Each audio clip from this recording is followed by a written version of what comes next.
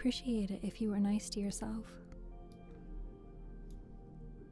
Which is very hypocritical of me to say. Lugal, thank you so much for resubscribing.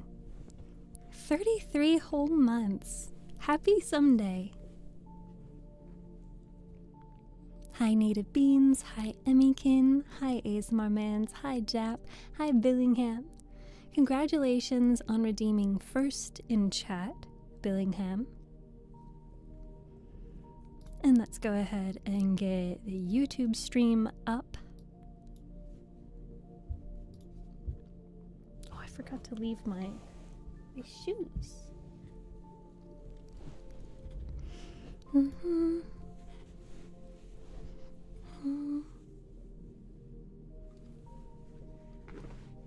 It seemed like the event thingy didn't work.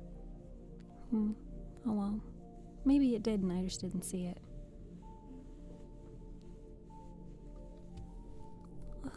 Gotta rub my eyes. I really wish I understood why my webcam, this webcam for some reason is not being detected by Warado anymore. Hi Kurt. Hi Dova. Alright, so it looks like YouTube is working.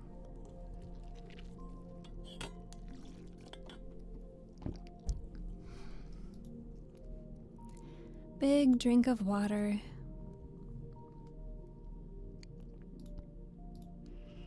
Alright, and let's get TikTok in this house.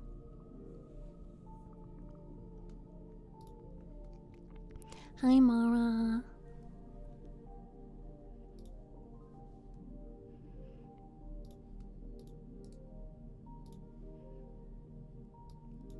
The TikTok kiddos want to be involved as well. All of my sweet little fishies all in one place. You can't wait for more, Alice? I can't wait to keep reading. I enjoy reading to you guys. That's why I'm here. That's why I do it. I don't know that I would keep doing this if I didn't enjoy it.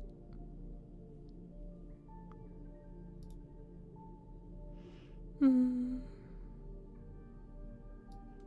me move this. And hello, B-dogs. Let's see. I don't know if the little alert box thing is working or not, but I guess we'll find out. I tried to add some new thingies to the stream, and I don't know if they'll work, but we'll find out. Oh, my eyelashes. They're getting into my eyes. That's not nice. Yeah, for some reason, it's only letting me register, like, Wardo is only detecting 2 webcams. Okay, that tells me that the alert thingy that I just hooked up is not working. PogChamp.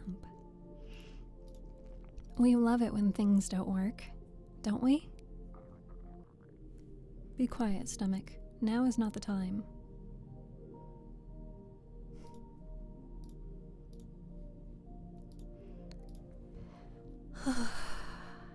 Big, deep breaths.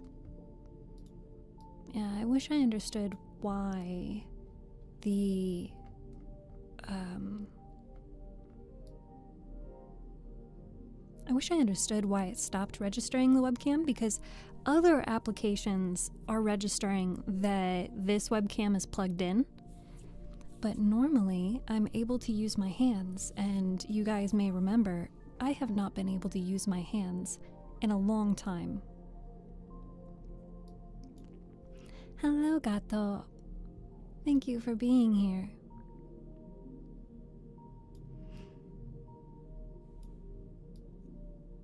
tech is fun.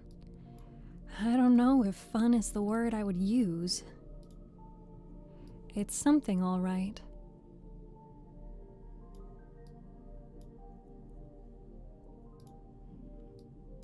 Because I would love to be able to have my hands back, but I can't use my hands.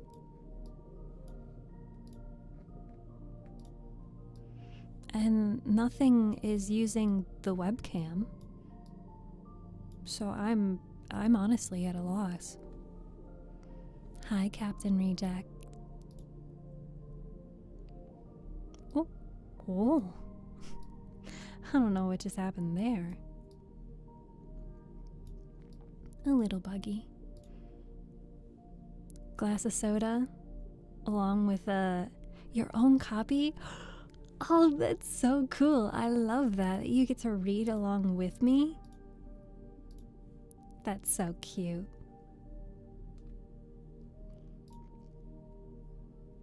All right. What do you say we jump right into it? Put a 1 in chat if you're ready for more Alice in Wonderland.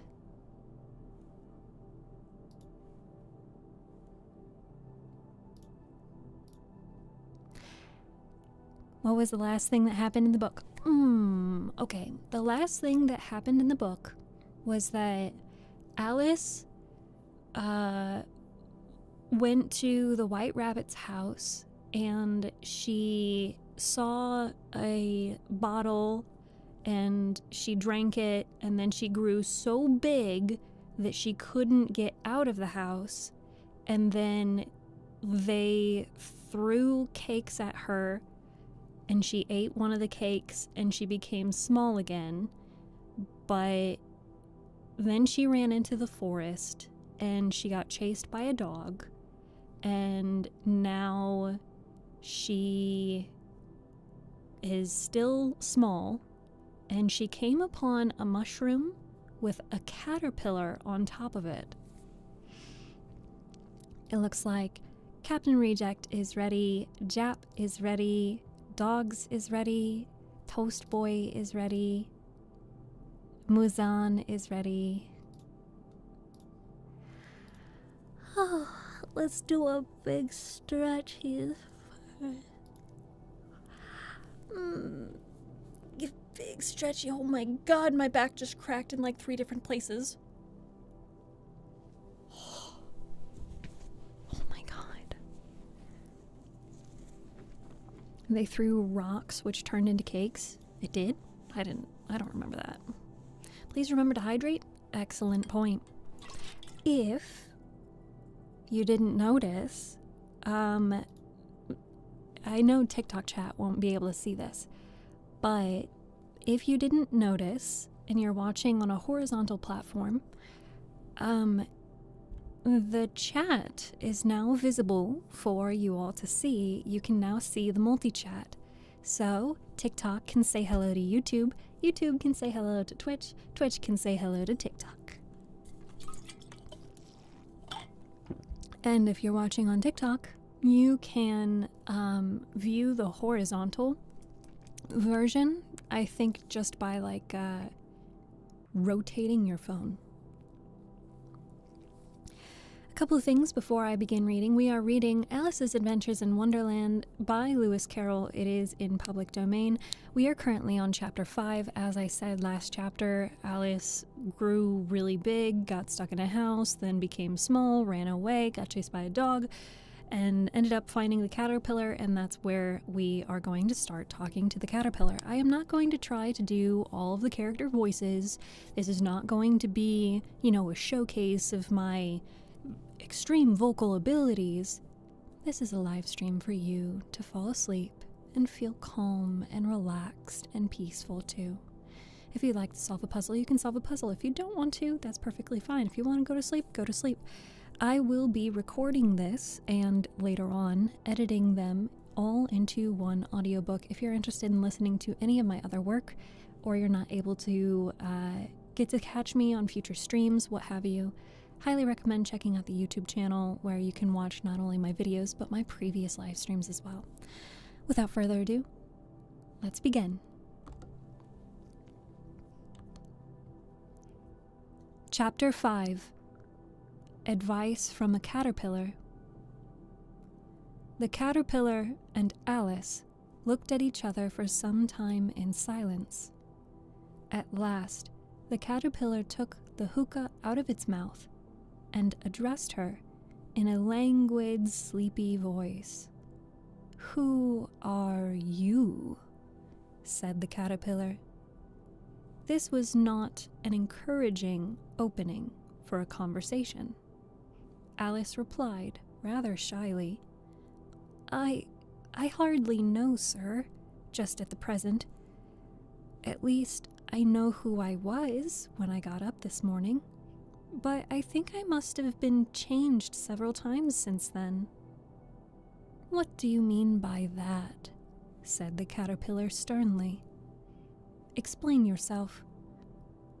"I can't explain myself, I'm afraid, sir," said Alice, "because I'm not myself, you see." "I don't see," said the caterpillar. "I'm afraid I can't put it more clearly," Alice replied very politely, "for I can't understand it myself to begin with, and being so many different sizes in a day is very confusing." "It isn't," said the caterpillar. "Well, perhaps you haven't found it so yet," said Alice. "But when you have to turn into a chrysalis, you will someday, you know. And then, after that, into a butterfly. I should think you'll feel it a little queer, won't you?" "Not a bit," said the caterpillar. "Well, perhaps your feelings may be different," said Alice. "All I know is it would feel very queer to me." "You," said the caterpillar contemptuously. "Who are you?" Which brought them back again to the beginning of the conversation. Alice felt a little irritated at the caterpillar's making such very short remarks, and she drew herself up and said very gravely, "I think you ought to tell me who you are first." "Why?" said the caterpillar. Here was another puzzling question. And as Alice could not think of any good reason, and as the caterpillar seemed to be in a very unpleasant state of mind, she turned away.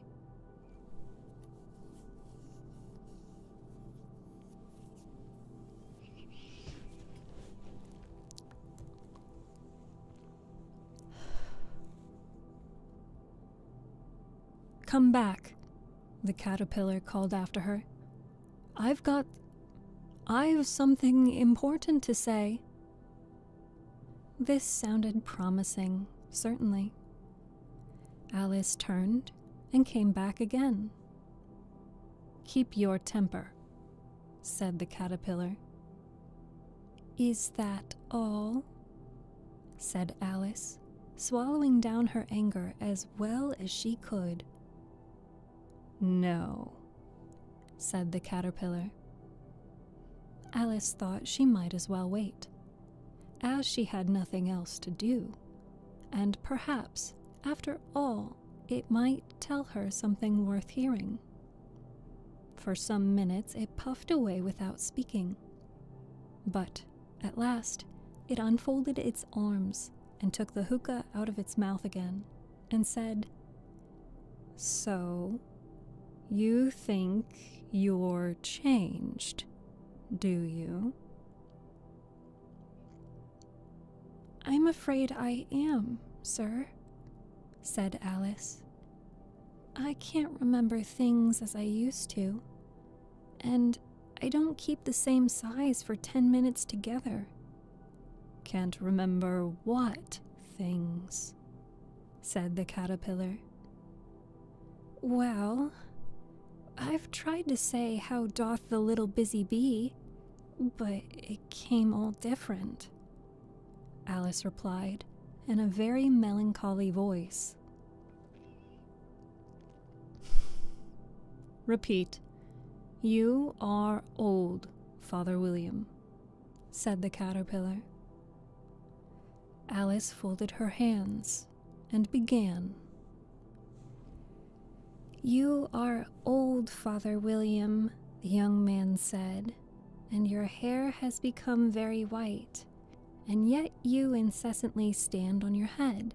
Do you think, at your age, it is right? In my youth, Father William replied to his son, I feared it might injure the brain, but now that I'm perfectly sure I have none, why, I'd do it again and again. You are old, said the youth, as I mentioned before, and have grown most uncommonly fat, yet you turned a back somersault in at the door. Pray, what is the reason of that?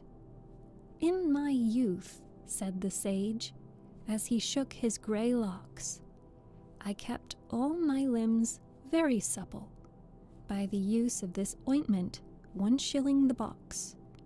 Allow me to sell you a couple. You are old, said the youth, and your jaws are too weak for anything tougher than sweat. Yet, you finished the goose with the bones and the beak. Pray, how did you manage it? Pray, how did you manage to do it? In my youth, said his father, I took to the law and argued each case with my wife, and the muscular strength which it gave to my jaw has lasted the rest of my life. You are old, said the youth. One would hardly suppose that your eye was as steady as ever, yet you balanced an eel on the end of your nose. What made you so awfully clever? I have answered 3 questions, and that is enough, said his father. Don't give yourself airs.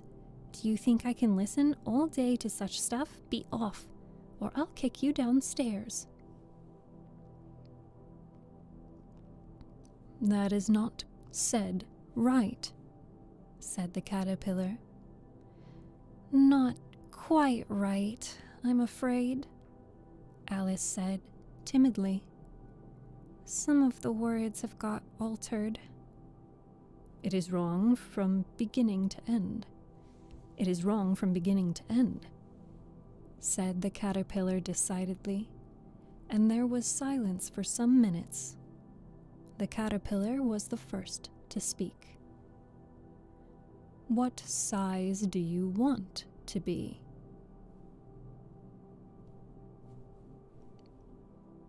Oh, I'm not particular as to size, Alice hastily replied. Only one doesn't like changing so often, you know. I don't know, said the caterpillar. Alice said nothing. She had never been so much contradicted in her life before. La la la la. La la la la la. Drink your water.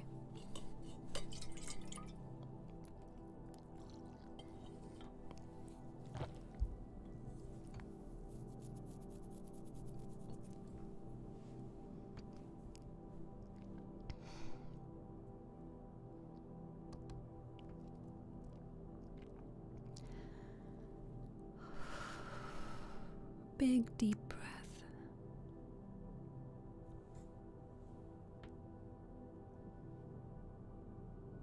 Alice said nothing. She had never been so much contradicted in her life before, and she felt that she was losing her temper. "Are you content now?" said the caterpillar. "Well, I should like to be a little larger, sir, if you wouldn't mind," said Alice. 3 inches is such a wretched height to be." "It is a very good height indeed," said the caterpillar angrily, rearing itself upright as it spoke. It was exactly 3 inches high. "But I'm not used to it," pleaded poor Alice in a piteous tone. And she thought of herself. "I wish the creatures wouldn't be so easily offended." "You'll get used to it in time," said the caterpillar, and it put the hookah into its mouth and began smoking again. This time, Alice waited patiently until it chose to speak again. In a minute or two, the caterpillar took the hookah out of its mouth and yawned once or twice and shook itself. Then it got down off the mushroom and crawled away in the grass, merely remarking as it went, "One side will make you grow taller, the other will make you grow shorter." "One side of what? The other side of what?"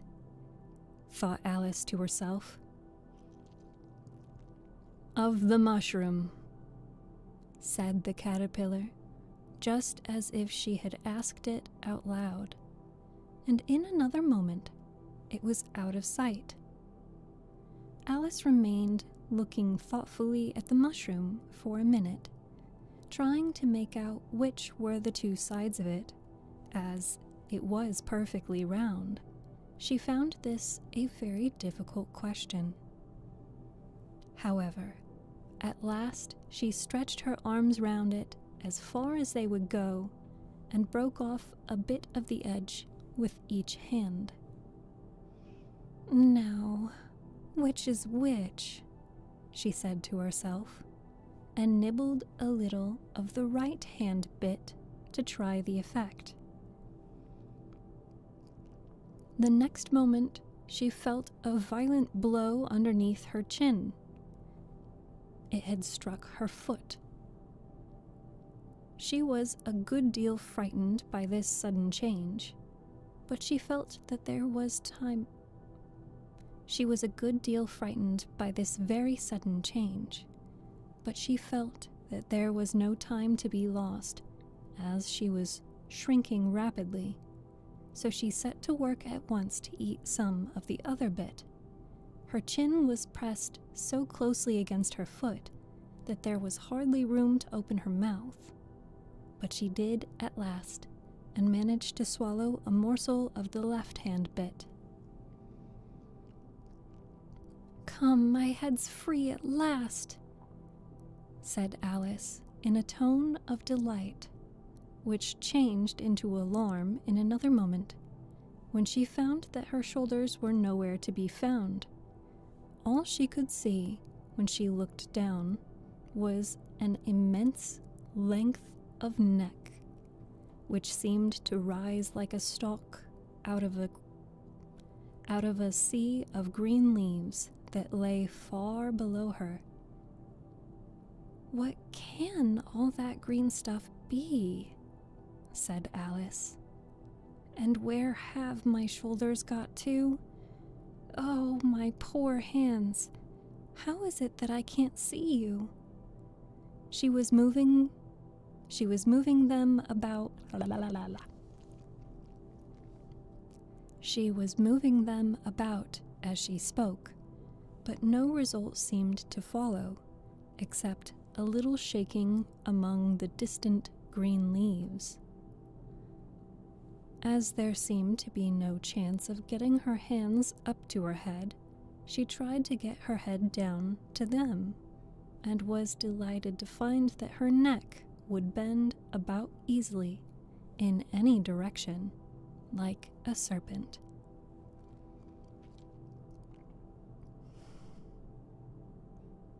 She had just succeeded in curving it down into a graceful zigzag and was going to dive in among the leaves when she found to be nothing.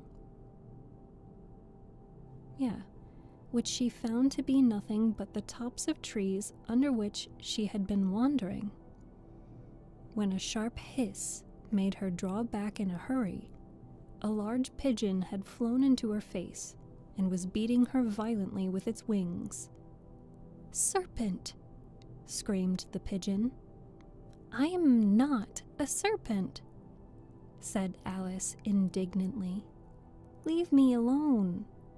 "Serpent, I say again," repeated the pigeon, but in a more subdued tone, and added, with a kind of sob, "I've tried every way, and nothing seems to suit them." "I haven't the least idea what you're talking about," said Alice. "I've tried the roots of trees, and I've tried banks, and I've tried hedges," the pigeon went on, without attending to her. "But those serpents, there's no pleasing them." Alice was more and more puzzled, but she thought there was no use in saying anything more till the pigeon had finished. "If it wasn't trouble enough hatching the eggs," said the pigeon, "but I must be on the lookout for serpents day and night. Why, I haven't had a wink of sleep these 3 weeks." "I'm very sorry you've been annoyed," said Alice, who was beginning to see its meaning. "And just as I'd taken the highest tree in the wood," continued the pigeon, raising its voice to a shriek, "and just as I was thinking I should be free of them at last, they must needs come Old English, okay. They must needs come wriggling down from the sky. Ugh, serpent." "But I'm not a serpent, I tell you," said Alice.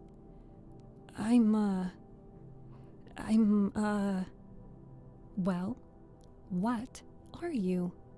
said the pigeon. "I can see you're trying to invent something."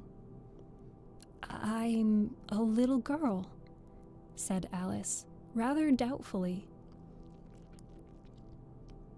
as she remembered the number of changes she had gone through the day. "Ah, a likely story indeed," said the pigeon in a tone of deepest contempt. "I've seen a good many little girls in my time, but never one with such a neck as that. No, no, you're a serpent, and there's no use denying it. I suppose you'll be telling me next that you've never tasted an egg." "I have tasted eggs, certainly," said Alice, who was a very truthful child. "But little girls eat eggs quite as often as serpents do, you know." "I don't believe it," said the pigeon. "But if they do, why then, they're a kind of serpent. That's all I can say." This was such a new idea to Alice. She was quite silent for a minute or two, which gave the pigeon the opportunity of adding, "You're looking for eggs. I know that well enough. And what does it matter to me whether you're a little girl or a serpent?"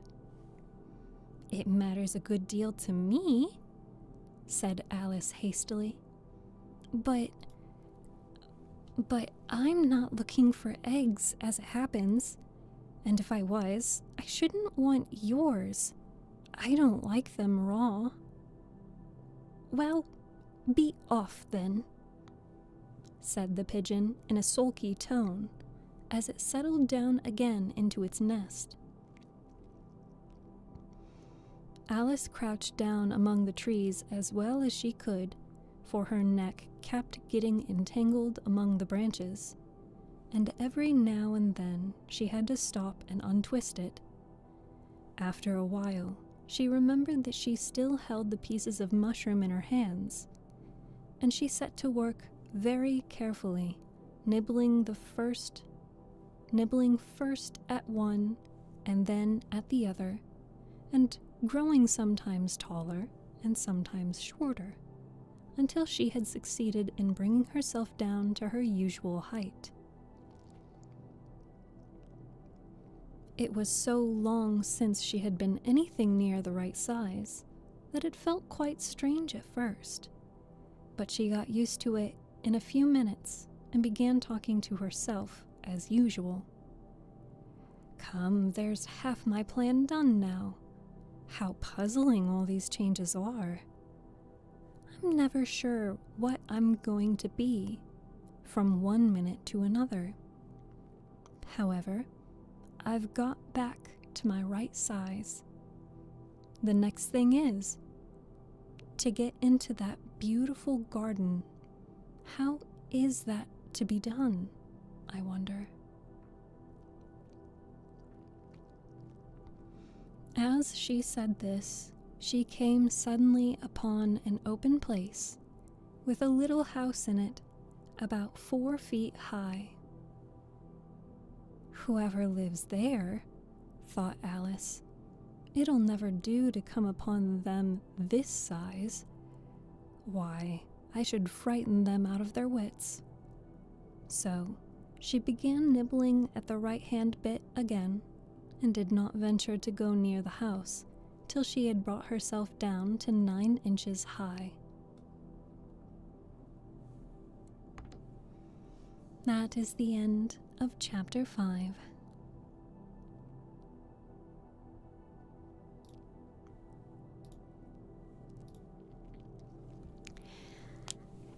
Oh, big stretchies, my sweet fishies, big stretchies.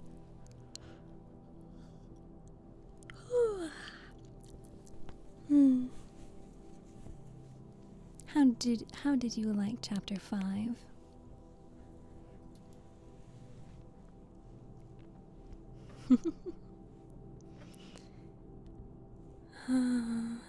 Don't forget we also have commands like this one where you can turn on and off the lights.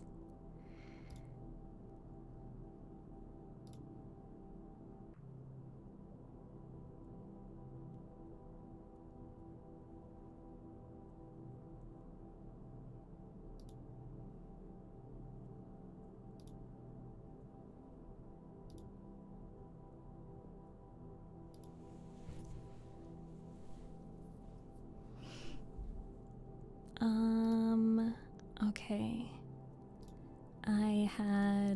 I see that there was a question from the mods. Whatever the mods are talking about, you're correct. I can't see. I don't know what you're talking about.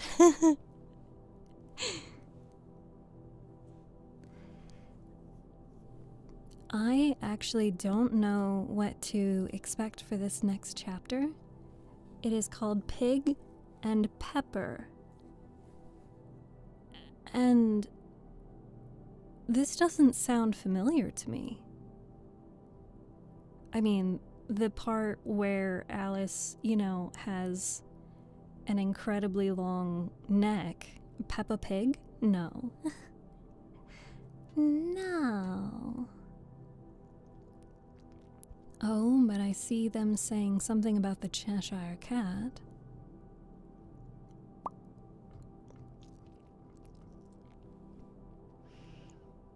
It makes me less anxious. That is perfect. I mean, the stream is here to help you relax. So, if it keeps the bad thinking away, it's doing exactly what it should. It's cut from the Disney version, except toward the end of the chapter. Okay. I wonder if there's a reason that they cut it.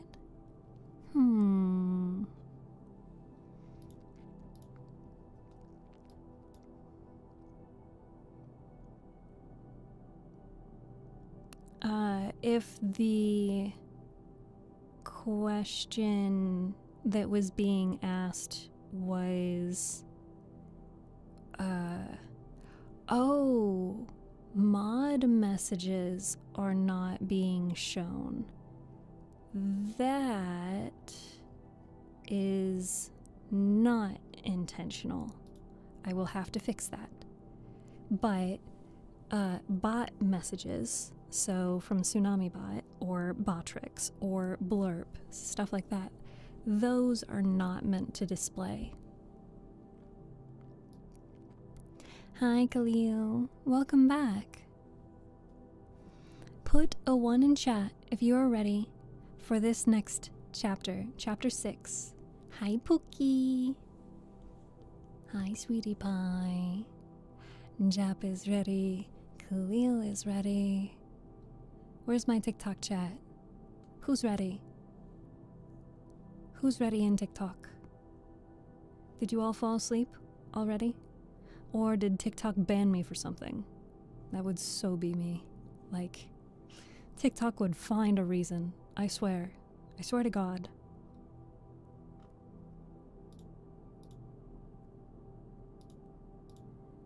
Chat. Brain Cell is ready. Kurt is ready. Pookie's ready. Bishop's ready. Okay.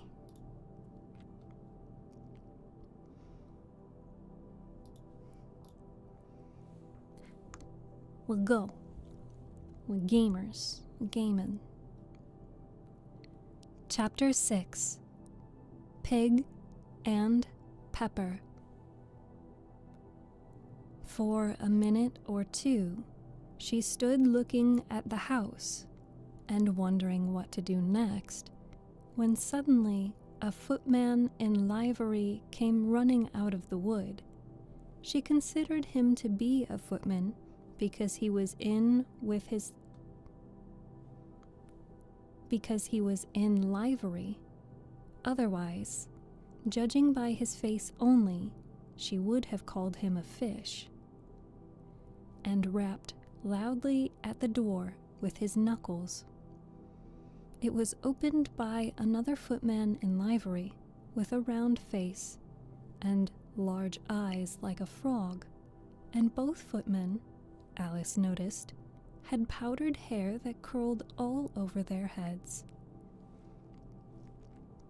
She felt very curious to know what it was all about, and crept a little way out of the wood to listen. The fish footman began by producing from under his arm a great letter, nearly as large as himself, and this he handed over to the other, saying in a solemn tone, "For the Duchess, an invitation from the Queen to play croquet." The frog footman repeated in the same solemn tone, only changing the order of the words a little. "From the Queen, an invitation for the Duchess to play croquet." Then they both bowed low, and their curls got entangled together. Alice laughed so much at this that she had to run back into the wood for fear of their hearing her.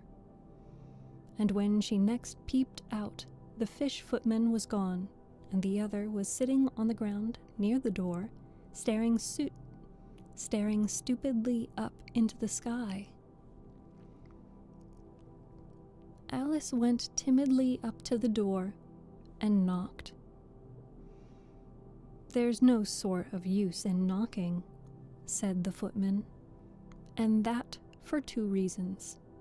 First, because I'm on the same side of the door as you are. Secondly, because they're making such a noise inside, no one could possibly hear you." And certainly there was a most extraordinary noise going on, a constant howling and sneezing, and every now and then a great crash, as if a dish or kettle had been broken to pieces.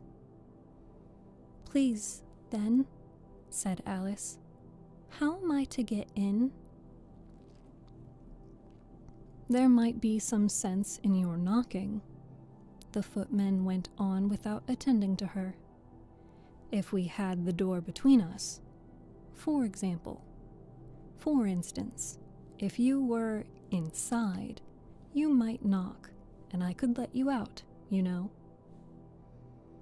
He was looking up into the sky all the time he was speaking, and this, Alice thought, decidedly uncivil. But perhaps he can't help it, she said to herself. His eyes are so very nearly at the top of his head.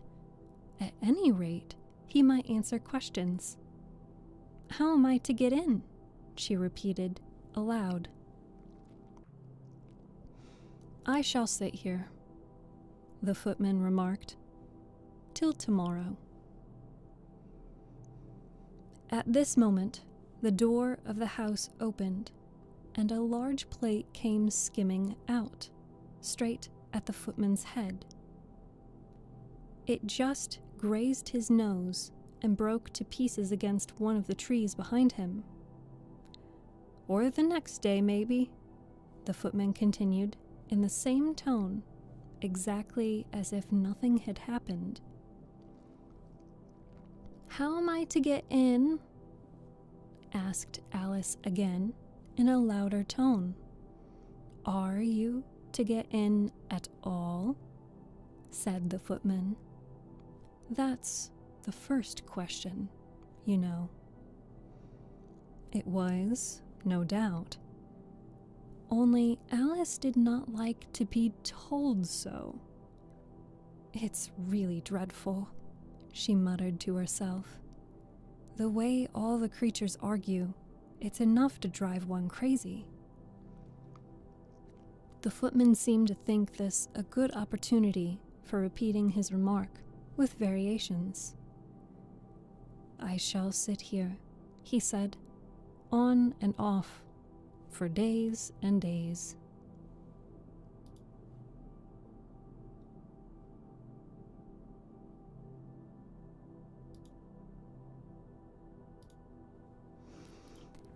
Jap, thank you for gifting subs.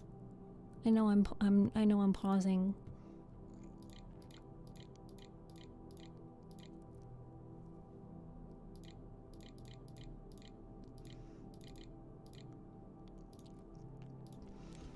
Jab, thank you for gifting a sub to Ace and Billingham and Khalil and Dova.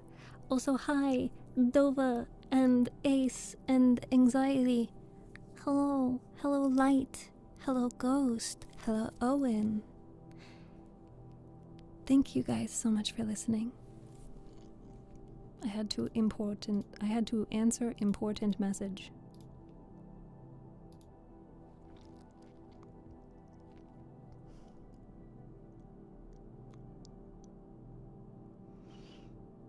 Hello Ace on TikTok. We have multiple aces. There can only be one. Duel. Fight to the death. Right now, on God. I'm kidding. No violence. Just sleep. Drink your water. That will be the only violence, is if you don't drink your water. You sound like an announcer for a game. Does somebody want to hire me to be an announcer in their game? Please. I would love to be. Let's see, where did I leave off? But what am I to do? Said Alice. Well, I guess it's a great time to pause. Voltarov, VT, Volti. Hello. Welcome, Raiders. Thank you so much for joining. Can we get some welcome in chat for our Raiders? Welcome, Raiders. My name is Steph. I read books on stream. This is a sanctuary away from your stresses of the day. All you have to do is sit back, relax, listen to my voice, solve a puzzle, or fall asleep. How was your stream? What did you do? Thank you so much for choosing to raid me and trusting me with your community. I promise I will try to take best care of them as I can. Hi, I don't remember what we said. I could call you. K-Gat. K-Gat. Gatly. Falling asleep is recommended. I will make a game just so Steph can be an announcer. Hi, Sketch. Hello. Oh, and you guys have started a hype train. Well, by golly, there's a lot happening. Whew. I gotta take a deep breath. We are currently reading Alice's Adventures in Wonderland, and this is chapter 6. I am recording for the audiobook, so I will be jumping right back into reading. Hi, Neo Metal Sonic. I will be jumping right back into reading, but then I'll be able to talk more in between chapters.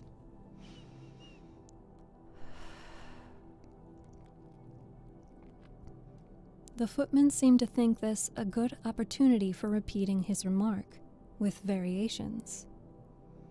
I shall sit here, he said, on and off, for days and days. But what am I supposed to do? What am I to do? Said Alice. Anything you like, said the footman, and began whistling. Oh, there's no use in talking to him, said Alice desperately. He's perfectly idiotic. And she opened the door and went in. The door led right into a large kitchen, which was full of smoke from one end to the other. The Duchess was sitting on a 3-legged stool in the middle, nursing a baby. The cook was leaning over the fire, stirring a large cauldron, which seemed to be full of soup. There's certainly too much pepper in that soup, Alice said to herself, as well as she could for sneezing. There was certainly too much of it in the air. Even the Duchess sneezed occasionally, and as for the baby, it was sneezing and howling alternately without a moment's pause. The only things in the kitchen that did not sneeze were the cook and a large cat which was sitting on the hearth and grinning from ear to ear. Please, would you tell me, said Alice, very timidly, for she was not quite sure whether it was good manners for her to speak first, why your cat grins like that? It's a Cheshire Cat, said the Duchess, and that's why. Pig. She said the last word with such sudden violence that Alice quite jumped. But she saw in another moment that it was addressed to the baby and not to her. So she took courage and went on again.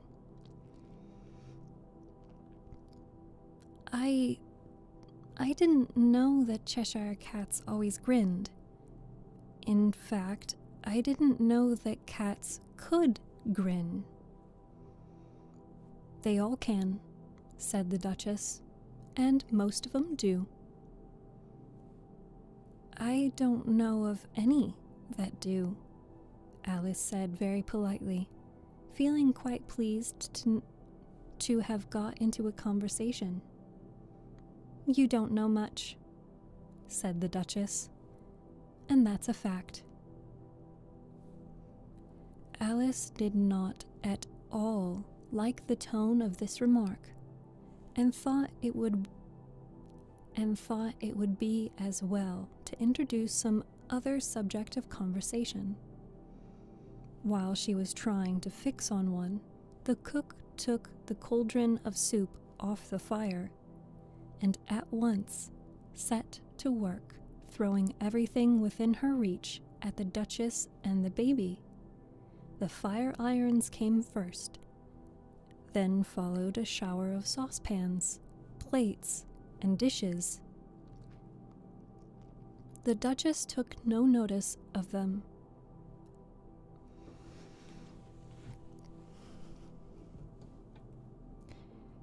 The Duchess took no notice of them, even when they hit her, and the baby was howling so much already that it was quite impossible to say whether the blows hurt it or not.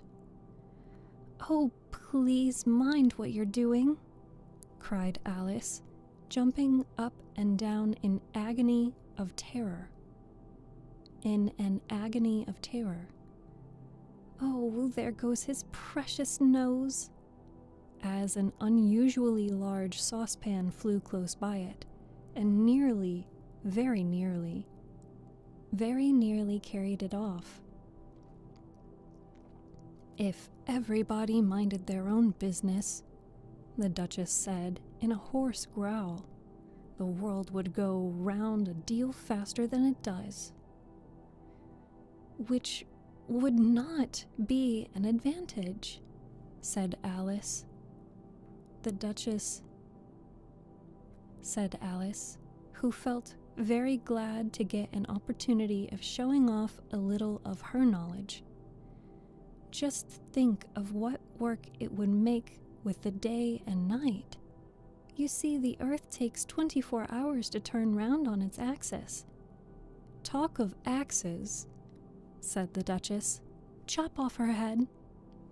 Alice glanced rather anxiously at the cook to see if she meant to take the hint. But the cook was busily stirring the soup and seemed not to be listening. So she went on again. 24 hours, I think. Or is it 12? Oh, don't bother me," said the Duchess. "I never could abide figures." And with that she began nursing her child again, singing a sort of lullaby to it as she did so, and giving it a violent shake at the end of every line. "Speak roughly to your little boy, and beat him when he sneezes. He only does it to annoy, because he knows it teases." And there's a chorus in which the cook and the baby join, "Wow, wow, wow." While the Duchess sang the second verse of this song, she kept tossing the baby violently up and down. The poor little thing howled so that Alice could hardly hear the words. "I speak severely to my boy. I beat him when he sneezes, for he can thoroughly enjoy the pepper when he pleases." And the chorus again, "Wow, wow, wow." "Here, you may nurse it a bit if you'd like," the Duchess said to Alice, flinging the baby at her as she spoke. "I must go and get ready to play croquet with the Queen." And she hurried out of the room. The cook threw a frying pan after her as she went out, but it just missed her. Alice caught the baby with some difficulty, as it was a queer-shaped little creature, and held out its arms and legs in all directions. "Just like a starfish," thought Alice. The poor little thing was snorting like a steam engine when she caught it, and kept doubling itself up and straightening itself out again, so that, altogether, for the first minute or two, it was as much as she could do to hold it. As soon as she had made out the proper way of nursing it, which was to twist it up into a sort of knot, and then keep tight hold of its right ear and left foot so as to prevent its undoing itself, She carried it out into the open air. "If I don't take this child away with me," thought Alice, they're sure to kill it in a day or two. Wouldn't it be murder to leave it behind? She said the last words out loud, and the little thing grunted in reply. It had left off sneezing by this time. "Don't grunt," said Alice. "That's not at all a proper way of expressing yourself." The baby grunted again, and Alice looked very anxiously into its face to see what was the matter with it. There could be no doubt that it had a very turn-up nose, much more like a snout than a real nose. Also, its eyes were getting extremely small for a baby. Altogether, Alice did not like the look of the thing at all. But perhaps it was only sobbing, she thought, and looked into its eyes again to see if there were any tears. But there were no tears. "If you're going to turn into a pig, my dear," said Alice seriously, "I'll have nothing more to do with you. Mind now." The poor little thing sobbed again, or grunted. It was impossible to say which, and they went on for some time in silence.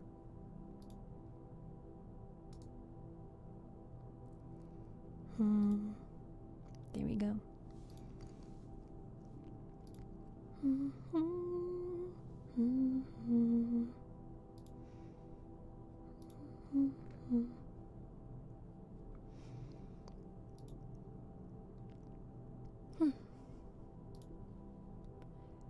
Alice was just beginning to think to herself, "Now, what am I to do with this creature when I get it home?" when it grunted again, so violently that she looked down into its face in some alarm. This time, there could be no mistake about it. It was neither more nor less than a pig, and she felt that it would be quite absurd for her to carry it further. So she set the creature down and felt quite relieved to see it trot away quietly into the wood. If it had grown up, she said to herself, it would have made a dreadfully ugly child, but it makes rather a handsome pig, I think. But she began thinking over other children she knew, who might do very well as pigs, and was just saying to herself, if one only knew the right way to change them, when she was a little startled by seeing the Cheshire Cat sitting on a bough of a tree a few yards off.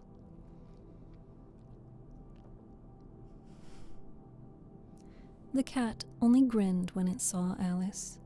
It looked good-natured, she thought. Still, it had very long claws and a great many teeth, so she felt it ought to be treated. Tick-tock, and their stupid puzzle thing asking me if I'm still alive. Yes, I am. Still, it had very long claws and a great many teeth, so she felt that it ought to be treated with respect. Cheshire Puss, she began, rather timidly, as she did not at all know whether it would like the name. However, it only grinned a little wider.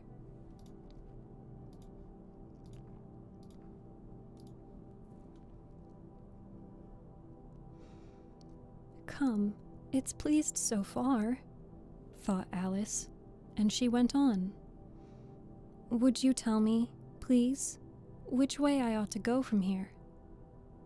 That depends a good deal on where you want to go, said the cat.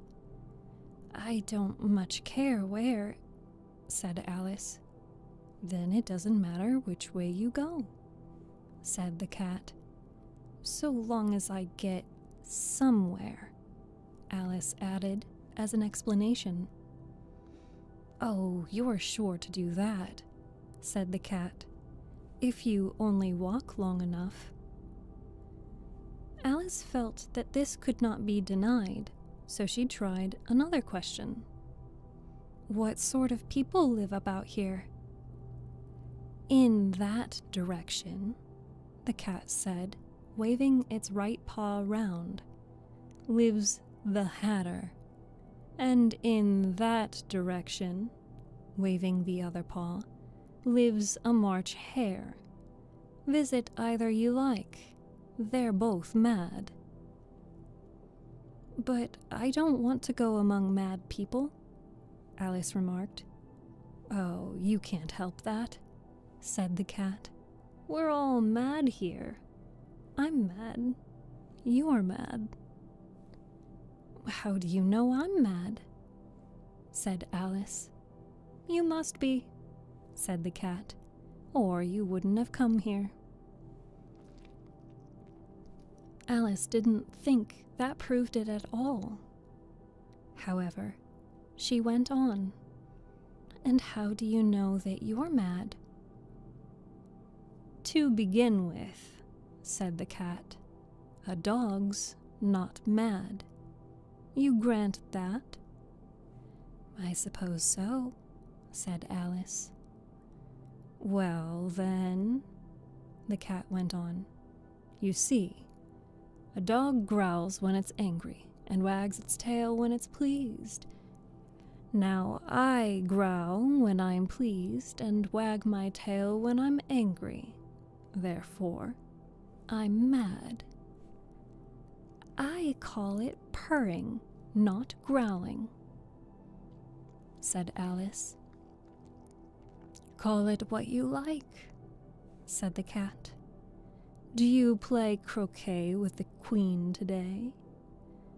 I should like it very much, said Alice, but I haven't been invited yet. You'll see me there, said the cat, and vanished. Alice was not much surprised at this. She was getting so used to queer things happening. While she was looking at the place where it had been, it suddenly appeared again. By the by, what became of the baby? Said the cat. I'd nearly forgotten to ask. It turned into a pig? Alice quietly said, just as if it had come back in a natural way. I thought it would, said the cat, and vanished again. Alice waited a little, half expecting to see it again, but it did not appear. And after a minute or two, she walked on in the direction in which the March Hare was said to live.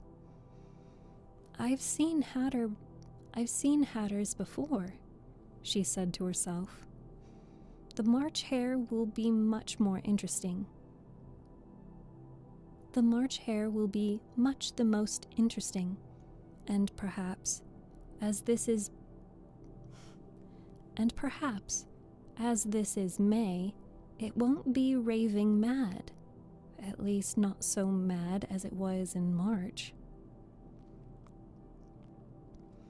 As she said this, she looked up, and there was the cat again, sitting on a branch of a tree. Did you say pig or fig? Said the cat. I said pig, replied Alice. I need to get my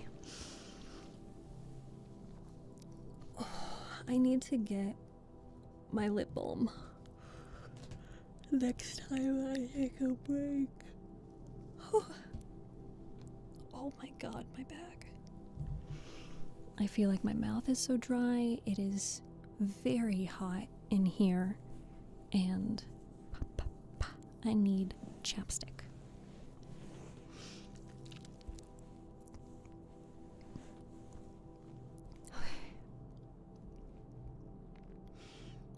I said pig, replied Alice. And I wish you wouldn't keep appearing and vanishing so suddenly. You make one quite giddy. All right, said the cat, and this time it vanished quite slowly, beginning with the end of the tail and ending with the grin, which remained some time after the rest had gone. Well, I've often seen a cat without a grin, thought Alice, but a grin without a cat. It's the most curious thing I ever saw in my life. She had not gone much farther before she came in sight of the house of the March Hare. She thought it must be the right house, because the chimneys were shaped like ears, and the roof was thatched with fur. It was so large a house that she did not like to go nearer till she had nibbled some more of the left-hand bit of mushroom.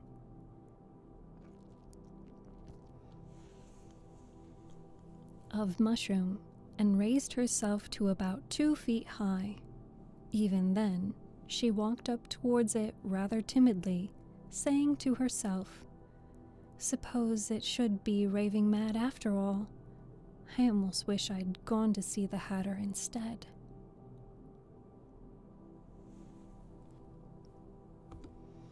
Alright, that is the end of chapter 6.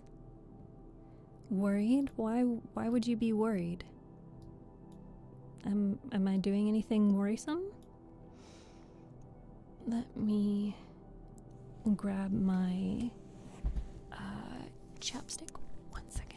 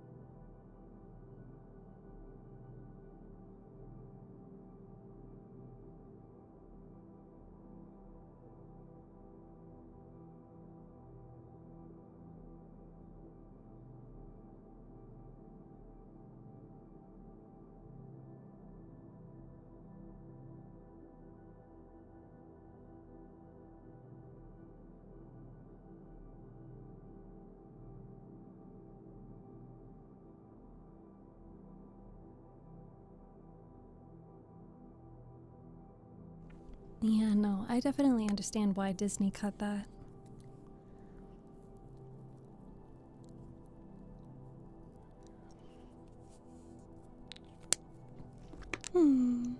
Chapstick.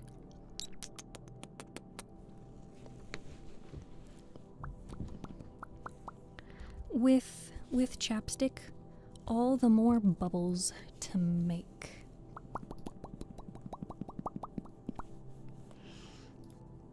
Hello to our TikTok chat. Welcome and thank you for joining.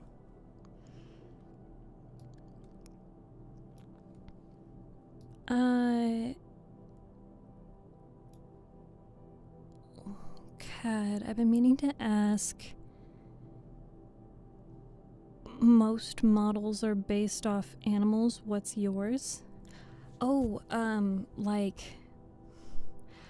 well, my model is not based on anything. Yes, Pookie. They've already been banned. It's just that because this is a multi-chat tool, the chat messages won't disappear. So somebody can say something and it won't this third-party service will not automatically delete that just because the original message was deleted. I have to manually delete it. So I did delete that, and it has been taken care of. But thank you for looking out for me. I appreciate it. It shows that you guys care. How does the fish work? If you want fish, Twitch or YouTube, all you have to do is send a message. Send a message on either platform, and you get a fishy with your name on it. My well-being is okay, Khalil. Thank you for asking. My design CAD, my design has inspiration from jellyfish, but I am not an animal, and I'm not trying to be an animal. I am actually a nereid. Do they swim around? Unfortunately, no, they cannot. But every message that you send, your fish will change places. So your fish will teleport, because unfortunately, they don't have the ability to move. 1 second.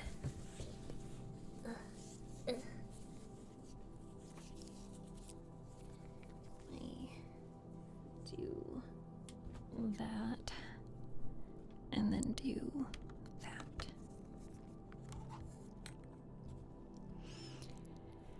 I thought you were a siren. I am a nereid. A nereid is, considered a water sprite. Nereid, also considered a naiad. There's a lot of different viewpoints. I don't draw a whole lot of attention to what my species is, because as caretaker of the ocean, yes, I was born of the water and I am one with the water. I was not actually meant to be at the bottom of the sea. And that is part of the lore. I have written all of my lore out. I haven't released any of my lore. I haven't told you guys my lore. But I have written out all of my lore. My outfit and my clothing are based loosely on jellyfish, or just inspired from jellyfish. Lore. Hi Adrian, hi Cares, hi Daniel, hi Bulldog. Greek mythology logic. Okay. Put a 1 in chat if you are ready to resume reading. We will go into chapter 7. In Arabian Nights, water jinn are marids, while fire jinn are ifrits. Cat is ready, Jap is ready, Pookie is ready, Ace Marmans is ready. Do we have any TikTok chat? Is TikTok chat ready? Are you ready to read? Kurt is ready. Bulldog is ready. Karis is ready. Good job. I'm very parched. I don't know what it is today and yesterday, but I feel like my voice is getting drier. Which is strange, because in summer, doesn't it get more humid? Or is it just not humid time yet? You like the close-up whispers? Whisper.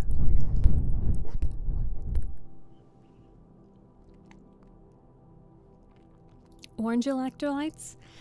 Well, I've been trying a new brand, and they have green apple, and it tastes just like green apple Jolly Rancher. It's so good.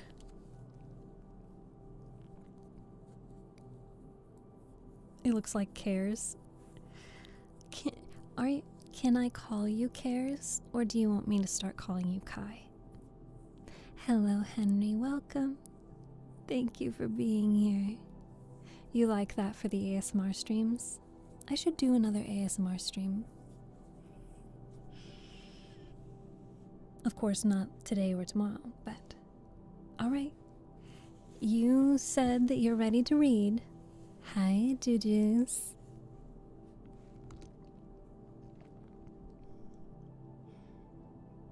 Chapter 7. A Mad Tea Party.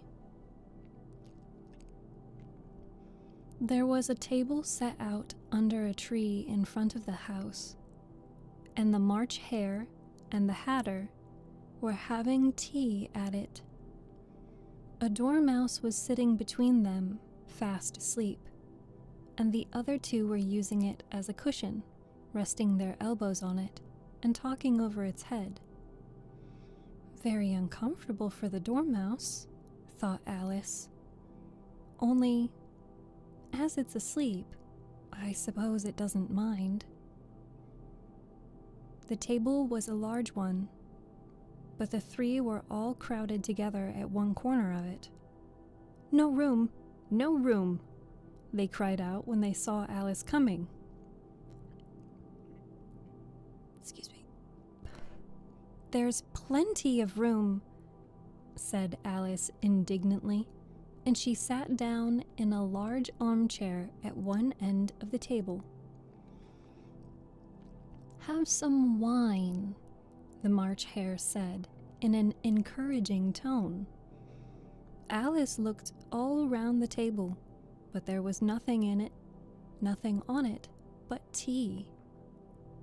"I don't see any wine," she remarked. "There isn't any," said the March Hare. "Then it wasn't very civil of you to offer it," said Alice. "It wasn't very civil of you to sit down without being invited," said the March Hare. "I didn't know it was your table," said Alice. "It's laid for a great many more than 3. "Your hair wants cutting," said the Hatter. He had been looking at Alice for some time with great curiosity, and this was his first speech. "You should learn not to make personal remarks," Alice said with some severity. "It's very rude." The Hatter opened his eyes very wide on hearing this, but all he said was, "Why is a raven like a writing desk?" "Come, we shall have some fun now." "Come, we shall have some fun now," thought Alice. "I'm glad they've begun asking riddles. I believe I can guess that," she added aloud. "Do you mean you think you can find out the answer to it?" said the March Hare. "Exactly so," said Alice. "Then you should say what you mean," the March Hare went on. "I do," Alice hastily replied. At least I mean what I say. That's the same thing, you know." "Not the same thing a bit," said the Hatter. "You might just as well say I see what I eat is the same thing as I eat what I see."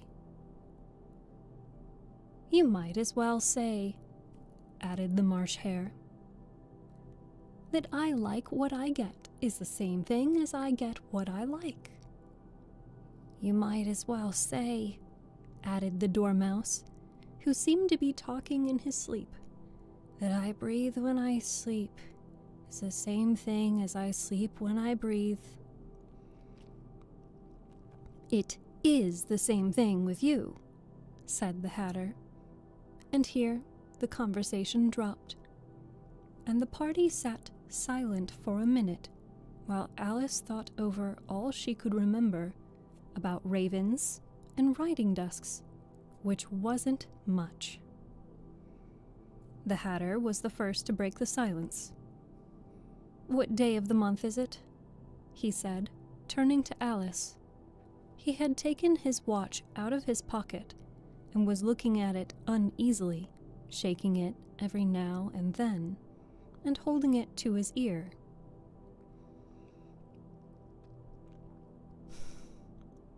Alice considered a little, and then said, "The 4th. 2 days wrong," sighed the Hatter. "I told you butter wouldn't suit the works," he added, looking angrily at the March Hare. "It was the best butter," the March Hare replied meekly. "Yes, but some crumbs must have got in as well," the Hatter grumbled. "You shouldn't have put it in with a bread knife." The March Hare took the watch and looked at it gloomily. Then he dipped into his cup of tea and looked at it again. But he couldn't think of nothing better to say than his first remark. It was the best butter, you know. Alice had been looking over his shoulder with some curiosity. "What a funny watch," she remarked. "It tells the day of the month and doesn't tell what o'clock it is." "Why should it?" muttered the Hatter. "Does your watch tell you what year it is?" "Of course not," Alice replied very readily. But that's because it stays the same year for such a long time together. Which is just the case with mine." Alice felt dreadfully puzzled. The Hatter's remark seemed to have no sort of meaning in it, and yet it certainly was English. "I don't quite understand you," she said, as politely as she could. "The dormouse is asleep again," said the Hatter, and he poured a little hot tea upon its nose. The dormouse shook its head impatiently and said, without opening its eyes, Of course, just what I was going to remark to myself."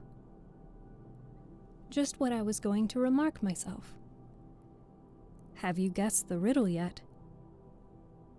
The Hatter said, turning to Alice again. "No, I give up," Alice replied. "What's the answer?" "I haven't the slightest idea."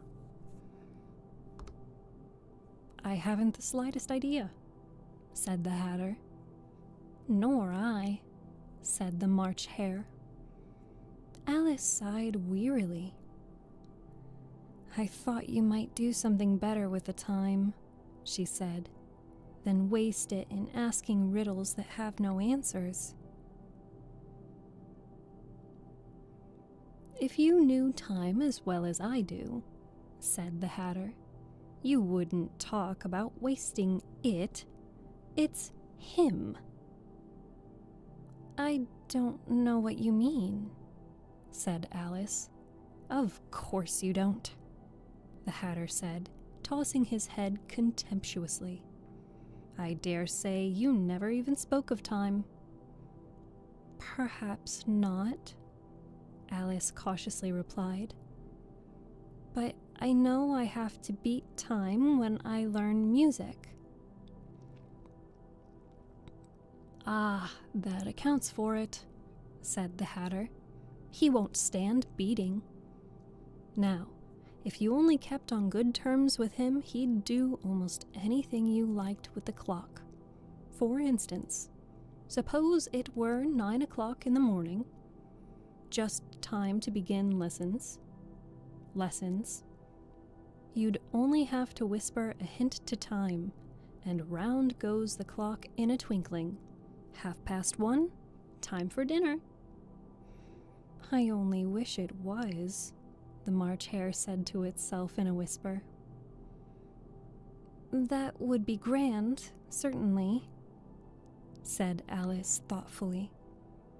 "But then I shouldn't be hungry for it, you know." "Not at first, perhaps," said the Hatter. "But you could keep it to 1:30 as long as you liked." "Is that the way you manage?" Alice asked.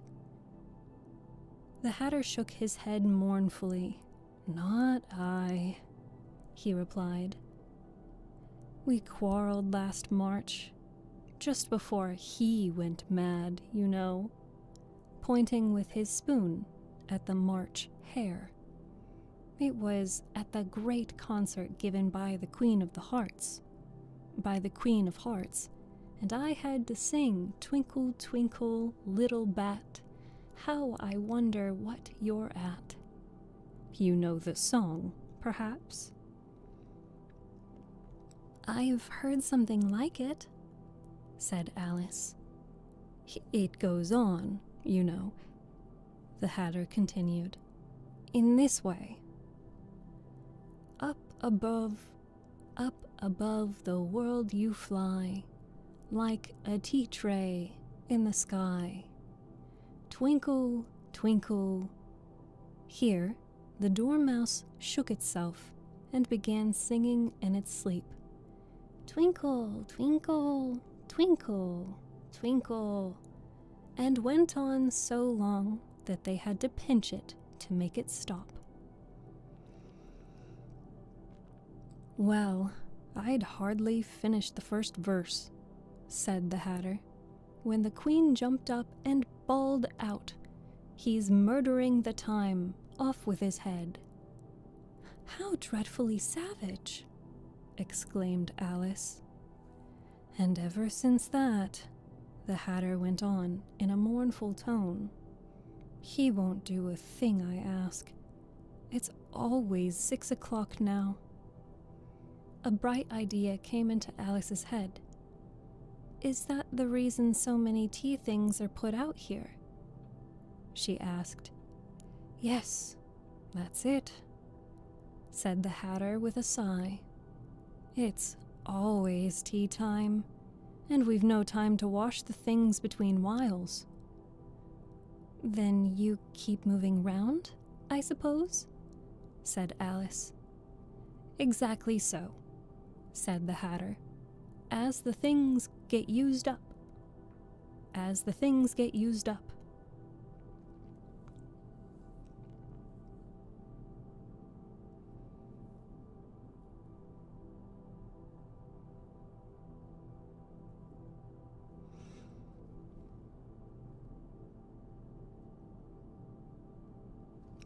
Distracted, sorry.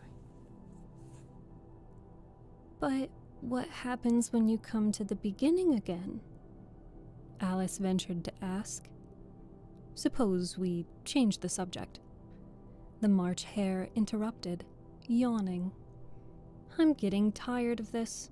I vote the young lady tells us a story. I'm afraid I don't know one, said Alice, rather alarmed at the proposal.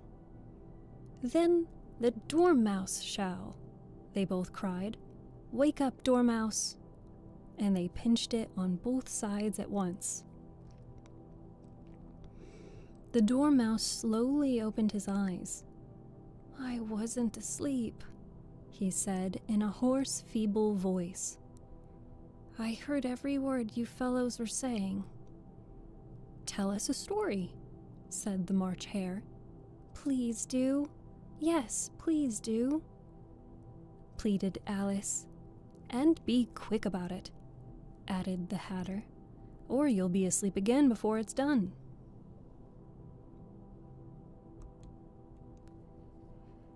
Once upon a time there were 3 little sisters, the Dormouse began in a great hurry, and their names were Elsie, Lacey, and Tilly, and they lived at the bottom of a well.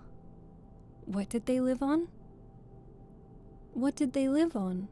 Said Alice, who always took great interest in questions of eating and drinking.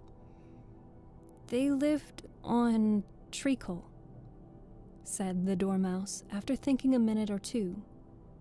They couldn't have done that, you know, Alice gently remarked. They'd have been ill.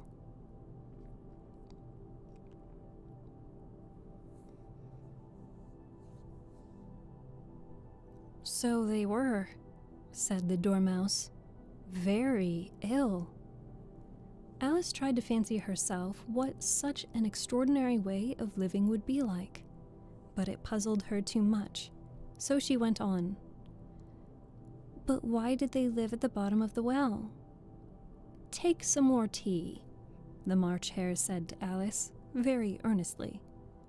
I've had nothing yet, Alice replied in an offended tone, so I couldn't take more. You mean you can't take less, said the Hatter. It's very easy to take more than nothing. Nobody asked your opinion, said Alice. Who's making personal remarks now? The Hatter asked triumphantly. Alice did not know what to say to this, so she helped herself to some tea and bread and butter, and then turned to the Dormouse and repeated her question. Why did they live at the bottom of a well? The Dormouse again took a minute or two to think about it, and then said, It was a treacle well. There's no such thing. Alice was beginning very angrily, but the Hatter and the March Hare went shh, and the Dormouse sulkily remarked, If you can't be civil, you'd better finish the story yourself. No, please, go on, Alice said very humbly. I won't interrupt again. I dare say there may be one. One indeed, said the Dormouse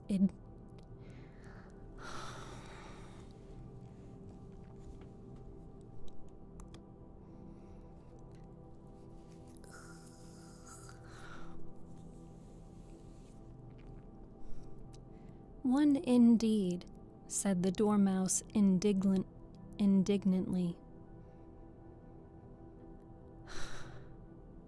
However, he consented to go on, and so these three little sisters, they were learning to draw, you know. What did they draw? Said Alice, quite forgetting her promise.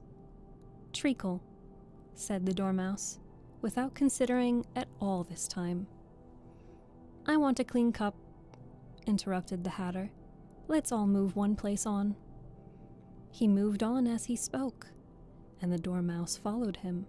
The March Hare moved into the Dormouse's place, and Alice, rather unwillingly, took the place of the March Hare. The Hatter was the only one who got any advantage from the change, and Alice was a good deal worse off than before, as the March Hare had just upset the milk jug onto his plate. Alice did not wish to offend the Dormouse again, so she began very cautiously. But I don't understand. Where did they draw the treacle from? You can draw water out of a water well, said the Hatter, so I should think you could draw a treacle out of a treacle well. Eh, stupid? But they were in the well, Alice said to the Dormouse, not choosing to notice this last remark. Of course they were, said the Dormouse. Well in. This answer so confused poor Alice that she let the Dormouse go on for some time without interrupting it. They were learning to draw, the Dormouse went on, yawning and rubbing its eyes, for it was getting very sleepy.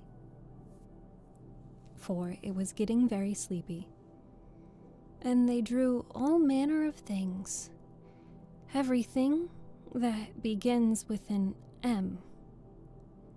Why an M? Said Alice. Why not? Said the March Hare. Alice was silent. The Dormouse had closed its eyes by this time, and was going off into a doze. But, on being pinched by the Hatter, it woke up again with a little shriek, and went on.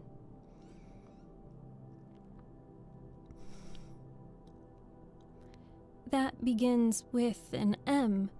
such as mousetraps and the moon and memory and muchness. You know, you say things are much of muchness. Did you ever see such a thing as a drawing of a muchness? Really, now you ask me, said Alice, very much confused.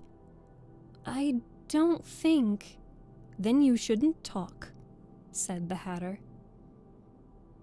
This piece of rudeness was more than Alice could bear. She got up in great disgust and walked off. The Dormouse fell asleep instantly, and neither of the others took the least notice of her going, though she looked back once or twice, half hoping they would call after her. The last time she saw them, they were trying to put the Dormouse into a teapot. At any rate, I'll never go there again, said Alice, as she picked her way through the wood. It's the stupidest tea party I ever was at in all my... It's the stupidest tea party I ever was at in all my life. Just as she said this, she noticed that one of the trees had a door leading right to it. It's very curious. That's very curious.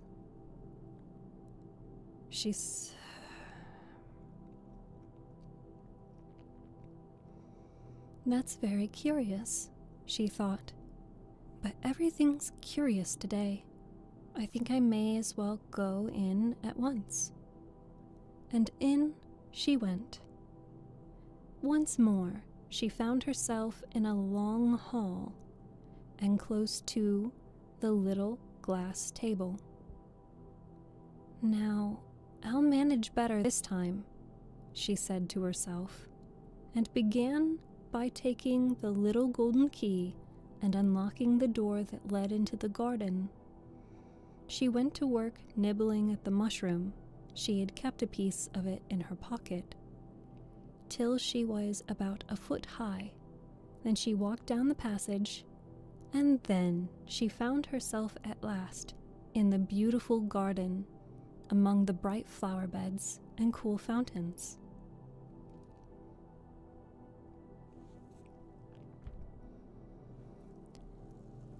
I think my brain is starting to jumble up.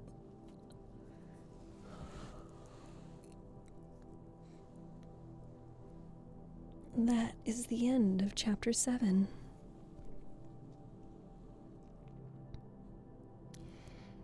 It is very hot in this room.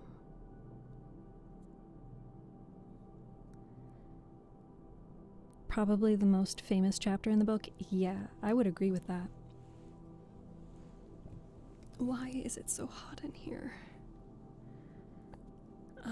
Because it is hot outside, but like,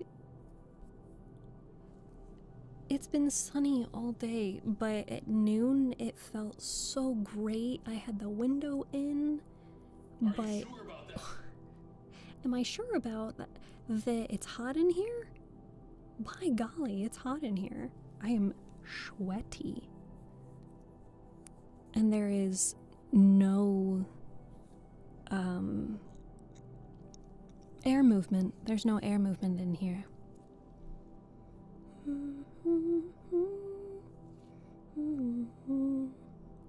Wraith, thank you so much for the stream streak as well, and the Dead Bandit. Welcome. Thank you for joining us, and thank you for the biddies. Are you sure about that? You found the Woven series? What is that? Hi, DS. Let me see.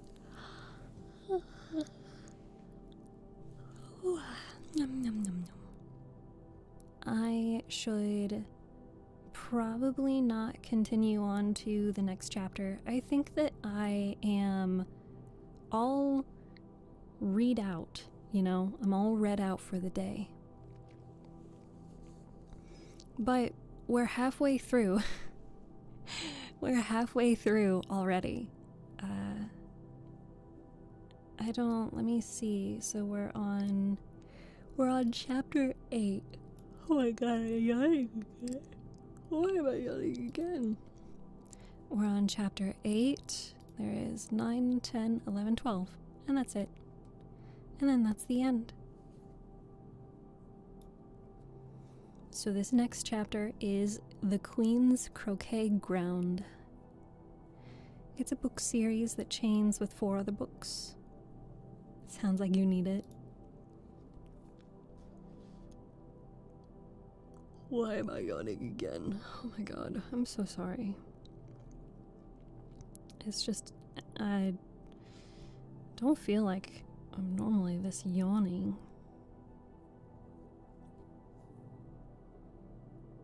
Why am I yawny so much? Are you yawny?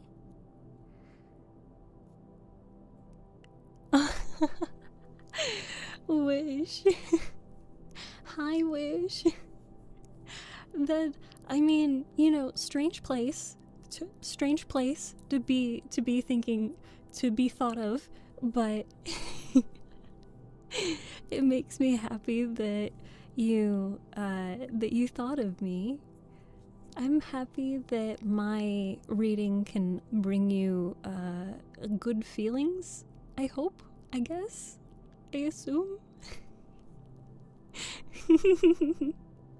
That is funny. I wanted to start with All the Twisted Glory, but the Woven Kingdom is the first iteration. Oh.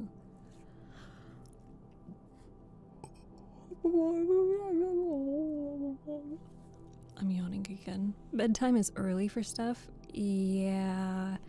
I don't know how much sleep I got last night. Shower thoughts be hitting.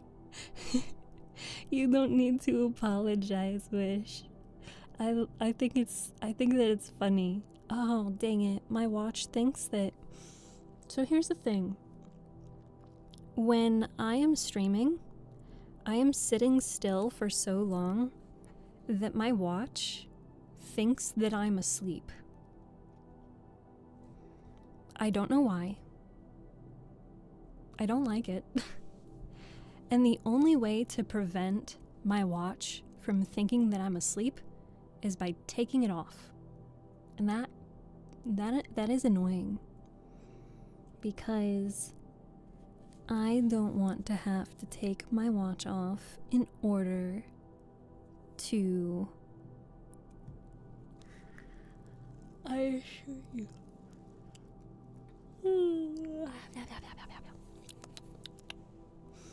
You make me yawny. I apparently make me yawny too. Let me see. I guess I have to open the other app that tells me how long I slept. Someone's EB. Yeah, I'm EB. We could, I don't know, also read an ASMR script. Posture check. Okay, fine, you got me.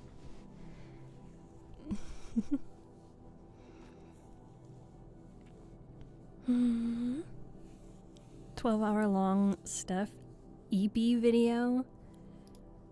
Are you saying that we need a 12-hour long sleep together ASMR roleplay?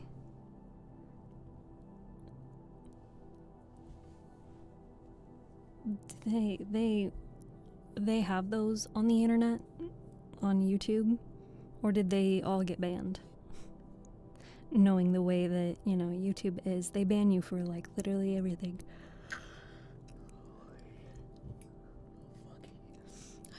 I hate yawning. I hate yawning so much. 12 hours straight of reading? I mean, hey, when I'm done, what kind of smartwatch? Galaxy 7. I traded in my 2 and they gave me a 7 at a really big discount. 12 hours straight of reading.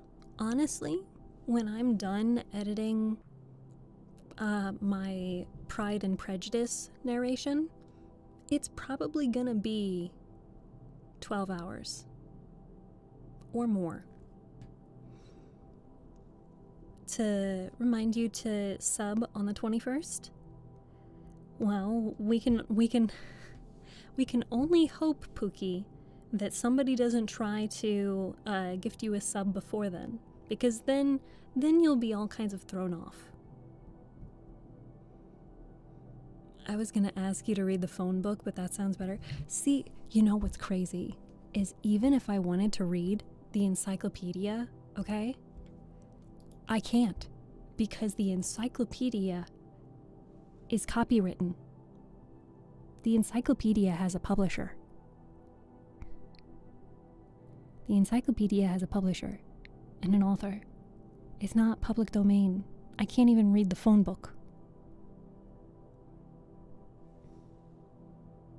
That's an assumption. I am pulling this information out of my ass. It's a very nice ass.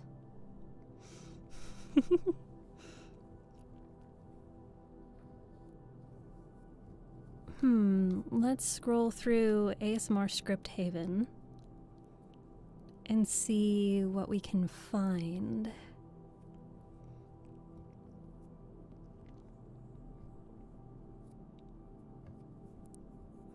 What in the Nintendo phone book? I understand. It's full of numbers. Oh yeah. No way they stay existing for long. How did we go from reading to your butt? Well, my butt is always here.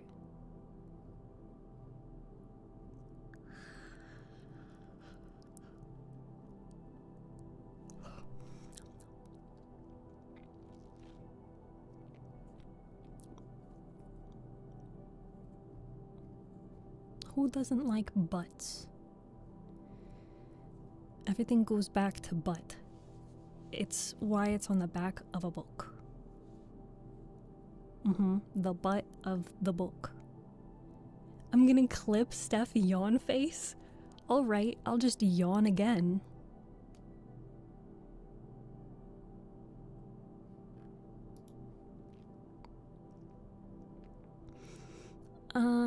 Okay, so here's a script. Partner tells you a bedtime story. I don't think we're gonna read the whole thing, but you know, it's just like a cute little snippet. Maybe you gotta tell me if you want this to be made into a full ASMR video, of course. I'm also copying the numbers from someone else's phone book, and the guy who copied it won because there was no creativity involved. My friends and I read is the Am I the Asshole Reddit stories. Yeah, but we do like cozy stuff, and it's hard to sift through for that.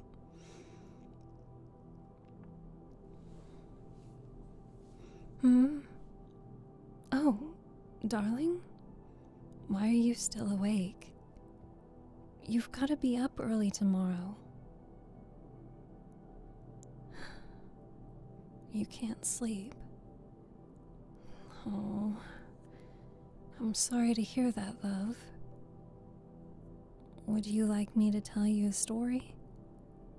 Maybe listening to my voice will help you fall asleep. I thought you'd like that. Let me think.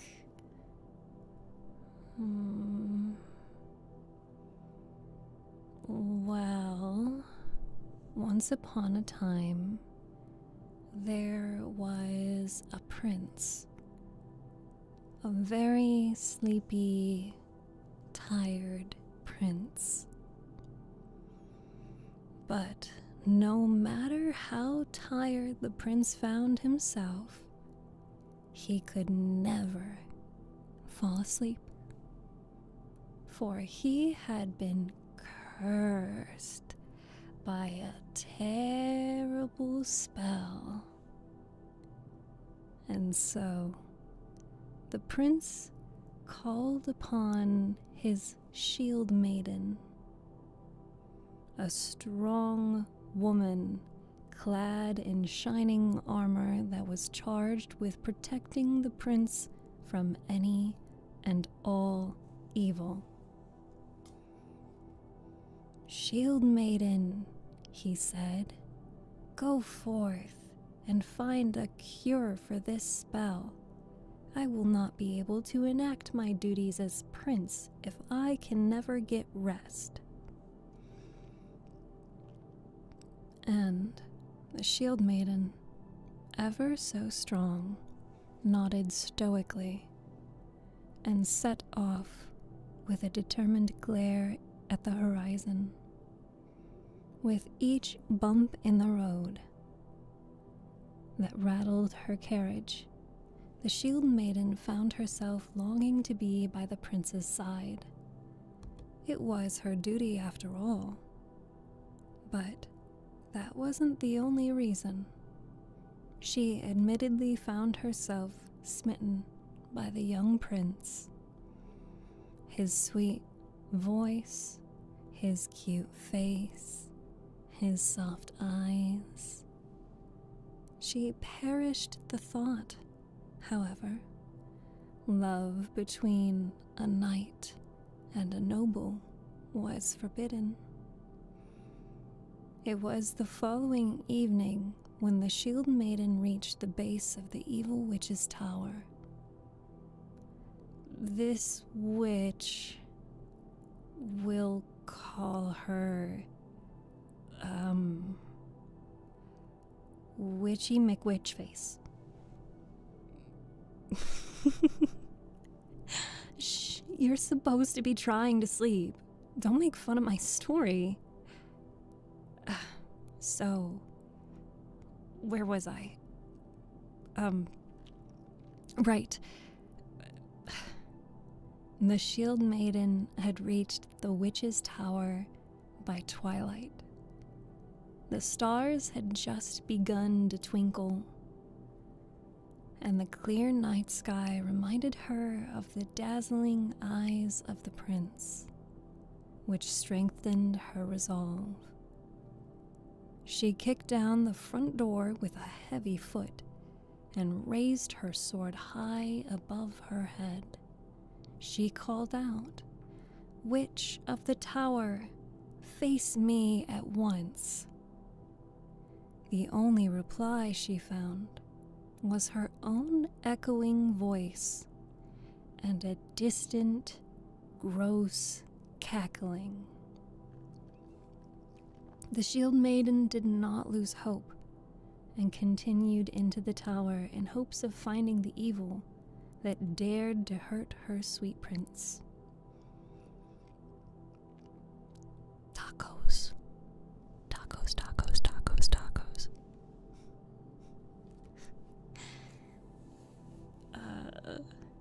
The first room was large and sparse of anything other than old oil portraits and landscapes.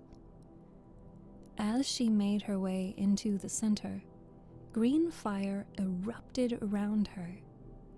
It whirled by her, and she felt sweat begin to lace her forehead. She thought quick, dug her sword between the stone tiles beneath herself, and kicked off the hilt to jump over the flames. The knight just barely missed the flames, save for the ends of her hair that escaped her helmet. She took a defensive stance and scanned the room for more threats, but the circle of green flames in the center seemed to be the only hazard, which slowly died down. She kept her shield up as she surveyed the room, and she heard again that distant cackling. The Shield Maiden's eyes narrowed. She wasn't sure what she would be fancying, but she reminded herself who this was for. Jap! Jap! Jap, I just got a notification on my phone. Jab. Thank you. Thank you for the treat stream. Thank you for feeding me. Thank you, thank you, thank you. I get tacos? I get tacos? I thought you were asking what you were going to eat. I get tacos. Thank you. Thank you, thank you. Hello, welcome TikTok chat. Where was I? Thank you. She kept up her shield as she surveyed the room, and she heard again that distant cackling. The shield maiden's eyes narrowed. She wasn't sure what she would be facing, but she reminded herself who this was all for. She needed to save her prince. The second floor was smaller than the first, but much more crowded. It seemed to be a library of some kind. It's the middle of the night for you, you shouldn't be eating. Midnight munchies? Pookie, it's 2 a.m. for you? This is why on Saturdays we do the 3 p.m. streams, so that we can get the fishies who are over yonder in the other time zones.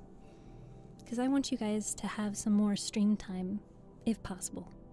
Some more stream time.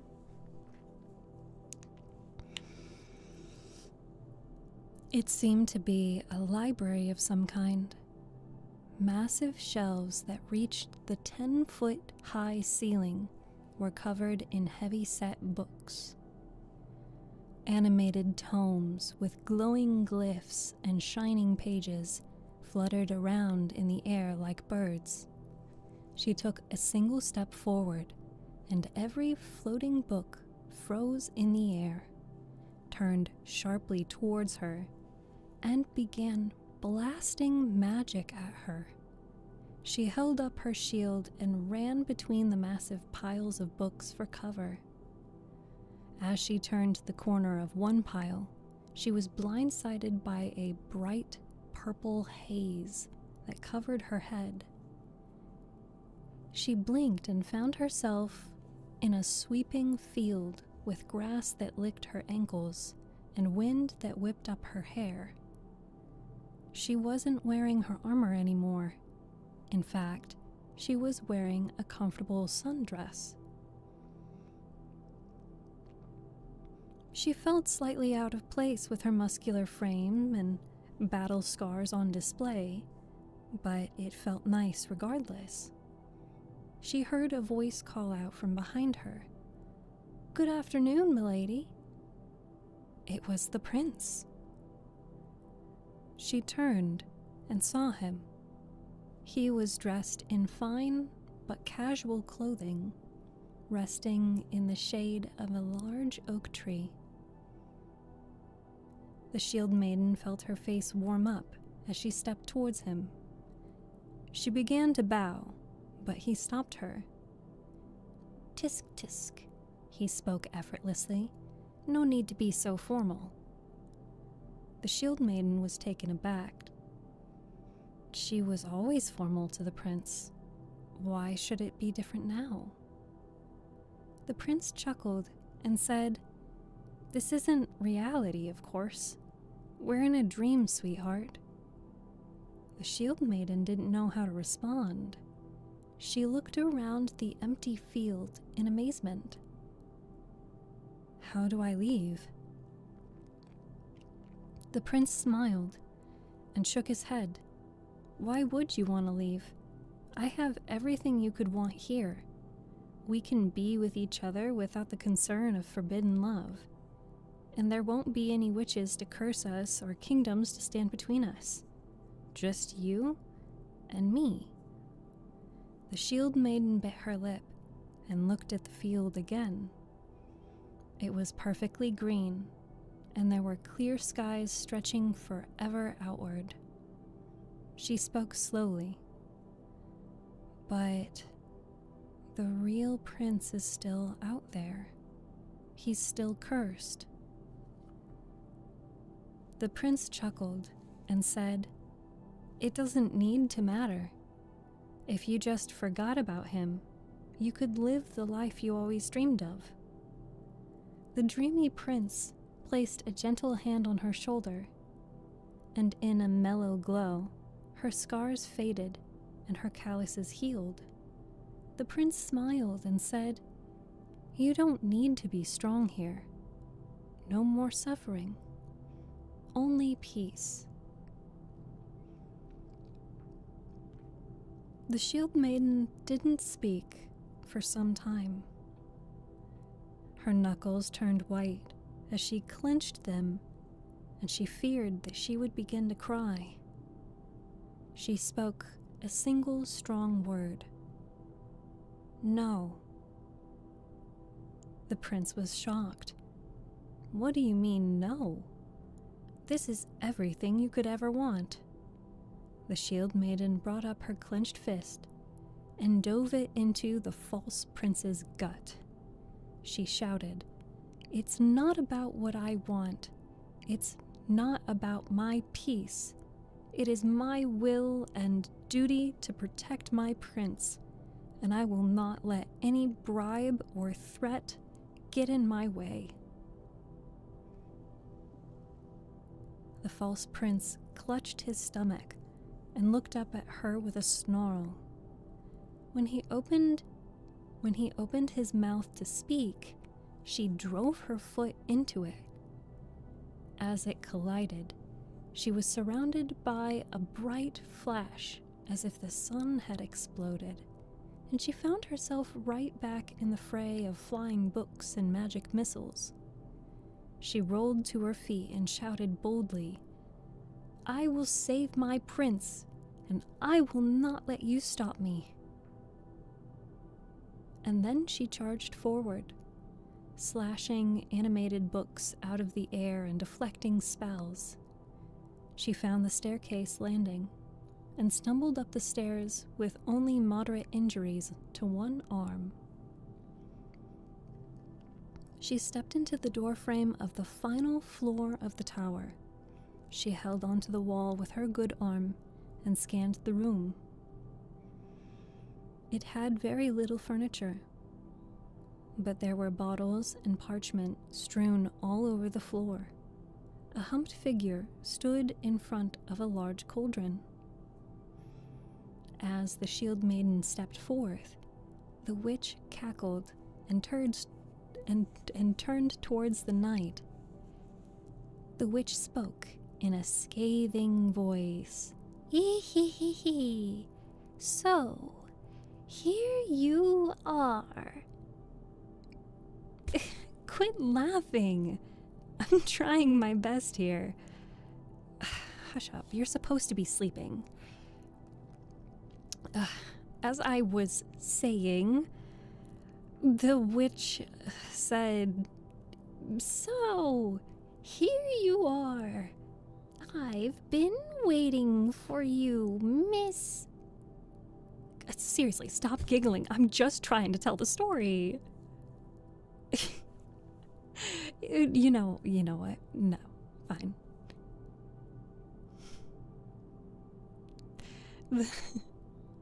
The witch was interrupted by the shield maiden throwing a glass bottle at her head. The witch keeled over and whimpered, "Hi, King. Thank you for the hydrate. I hope you have a good day. Please take care of yourself."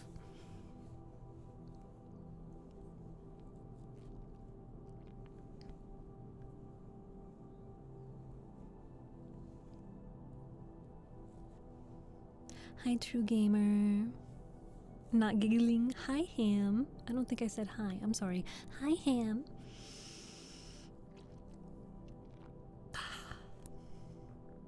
The witch keeled over and whimpered.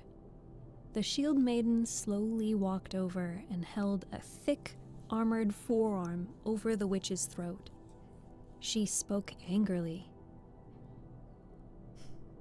"You cursed my prince. How do I lift it?" The witch giggled and spoke. "You saw it in the mist. All you need is true love's kiss." The shield maiden. Hey, I told you to stop laughing. Yeah, so what if it's an outdone trope? Do you want me to kiss you to sleep or not? That's what I thought. But you won't get it unless you let me finish the story. Okay? Good. Now then.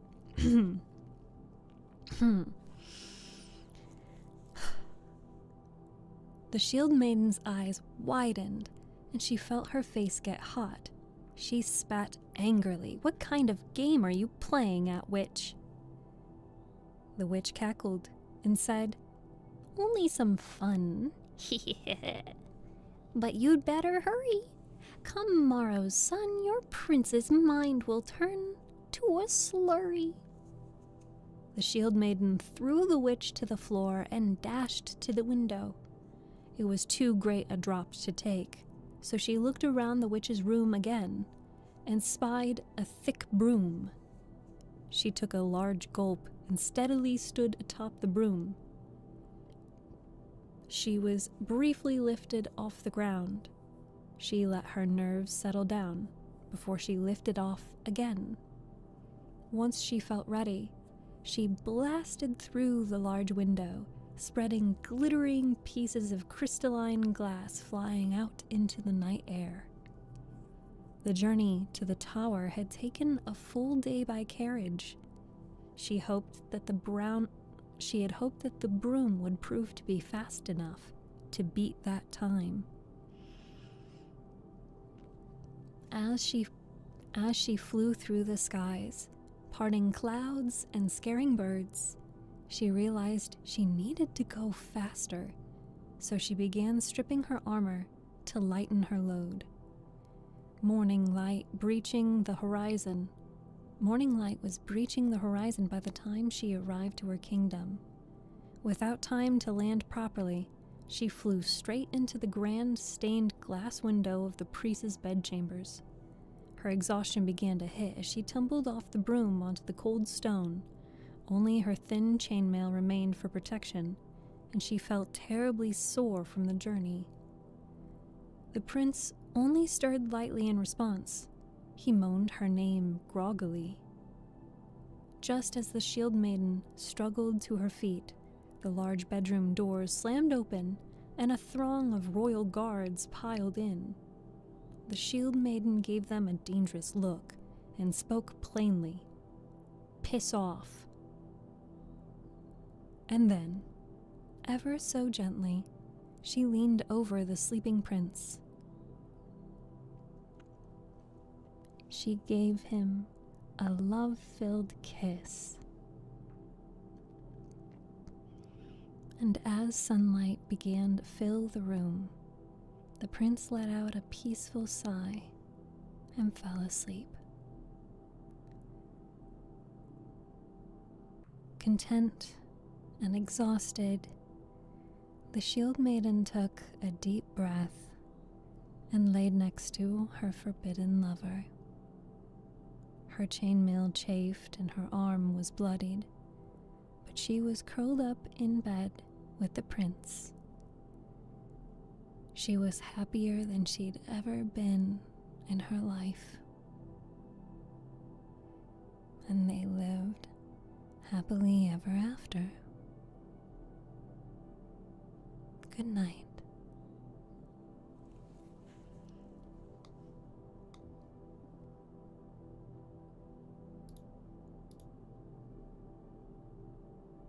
I didn't record that, by the way. But if you guys think that I should make an ASMR video with that, you should tell me. Also, I do take suggestions in the Discord server. if you come across a script, or if you come across somebody else's roleplay video that you're like, OMG, I don't know if this if this script is, you know, available to be used, but hey, I think you could do this, send it. Yeah. Or I can find something like that. By suggestions, as long as you you gotta give me something, and then I can be like, oh yeah, you know, I can do that. I love getting suggestions. It was really soothing. I'm glad you enjoyed it. K-Gat. I go bye-bye. Good night. Good night. Hi, Riley. Hi, Proxy. Welcome to all of our fishies, new and returning. Oh, the neck poppy. The neck popped. So it looks like our puzzle is still at 50%. And we will leave off on Chapter 8. Thank you to all of the gifts on TikTok today.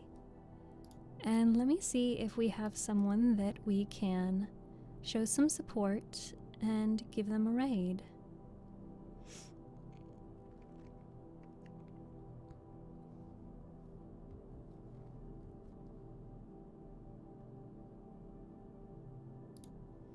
Ouch. Ow, ow, ow. Ow. Ow. Ow. Ow. Ow. Ow. Ow. It's my leg. My leg is very ouchy. Ow. Ow. It's just the nerves. Ow. Ow.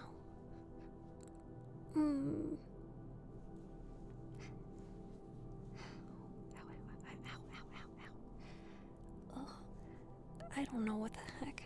It's not a Charlie horse. It's not a Charlie horse, but it's just like the nerves are doing something. I don't know what's going on. Sorry, I was just trying to find somebody that we could raid. Rob, thank you so much for resubscribing. Yesterday's VTuber was a cool change. Yes, I do like to shake it up sometime. I'm trying to figure out outside of stream time how to be a 2D VTuber, because they move differently and you have to actually like set the parameters for how it tracks the face. My leg's fine now. It was just the nerves were acting up. That was really weird. But yeah, so there's some really cool effects that I can do with the 2D VTuber. I can also make it so that it's a lot easier for me to associate channel point redemptions with showing stuff on screen. Because my 3D model only has one outfit, and the only accessory that I have is the hat, which, because the hat is on by default, that makes it really difficult for me to toggle it on and off. I have to do like a back route in order to turn off and on the hat. So it's a lot easier to have chat integration with a 2D model than it is with a 3D model. So as I'm learning how to be a 2D VTuber, and one day, not for a long time, but one day I will get a custom-made VTuber for me. That'll probably be my 2.0 design. Whenever I eventually settle on that. But we're talking like, a year or more. We've got plenty of time until then. But I think it would be really nice to update the design a little bit with the feedback that I've been getting from the past, over a year and a half. So, I think this is the part where we wrap things up. This is the part where we say our goodnights, our goodbyes, and our see you tomorrow. I will be back again tomorrow at 3 p.m. Eastern Time Zone to continue reading more of Alice's Adventures in Wonderland. If you're not already in the Discord, please join the Discord. You'll get notified for what you choose to be notified for. If you would like to watch any of my readings without all of the talking, check it out on YouTube. If you miss a live stream, the best way to find that is also going to be on YouTube in the live tab. We are going to be reading out on Twitch, so ! Raid, and join us along for that. Please represent this community well, as your behavior does reflect on our community. If you are watching on YouTube or on TikTok, the stream will just be ending for you. But again, I will be back tomorrow, and if you don't catch me tomorrow, I will see you again next Thursday. So until next time, drink your water, eat your food, be kind to yourself and others, and have a great night.